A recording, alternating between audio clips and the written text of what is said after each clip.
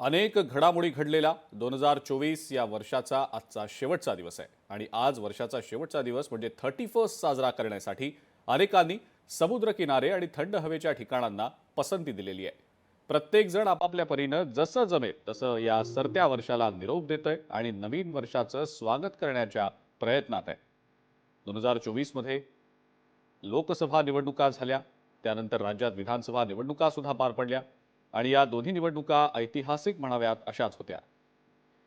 जुनी पानं गळून पडतात, झाडांना नवीन पालवी फुटते, अगदी त्याचप्रमाणे सरत्या वर्षाला निरोप देण्यासाठी आणि नव्या वर्षाच्या स्वागतासाठी आता संपूर्ण जग हे सज्ज झालेलं आहे।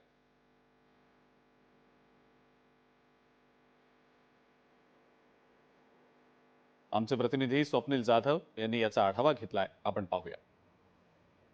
2024चा शेवटचा सूर्योदय आज आलेला आहे आणि अजून एकूणच मुंबईमधील समुद्र किनाऱ्यांवरती पर्यटकांची गर्दी सुद्धा पाहायला मिळणार आहे। मात्र सकाळीच आपण बघतोय सुरुवात झालेली आहे, पर्यटक मुंबईत दाखल होण्यास सुरुवात झालेली आहे आणि गेटवे ऑफ इंडिया या ठिकाणी मी सध्या आहे।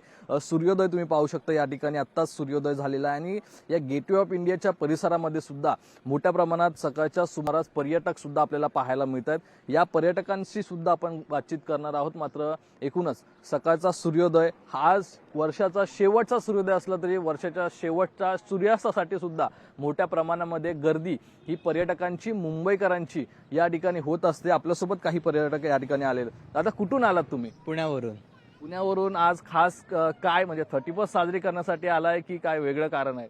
असा अचानक प्लॅन ठरला की काय करायचं आणि रात्री तर सगळेजण पार्टीज करतात, पण आम्ही म्हटलं की चला आज लॉंग ड्राईव्हला निघूयात आणि निघता निघता डायरेक्ट मुंबईमध्येच सूर्योदय झाला आणि खूप छान वाटतंय।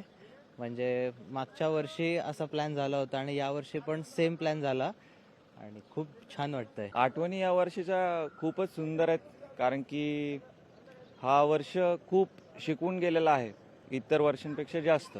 शेवटचा सूर्यास्त आहे, मुंबईमध्ये पर्यटकांची गर्दी ही होणार आणि या संदर्भातील आढावा आपण हा वेळोवेळी घेणारच आहोत। मात्र सध्या सूर्योदय एन्जॉय करण्यासाठी हे पर्यटक आहेत ते मुंबईच्या किनारपट्टीवर पाहायला मिळतात। कॅमेरा पर्सन सुनील वर्मासह स्वप्नील जाधव, लोकशाही मराठी, मुंबई। लोकशाही मराठी, ऐका, पहा, जागरूक रहा।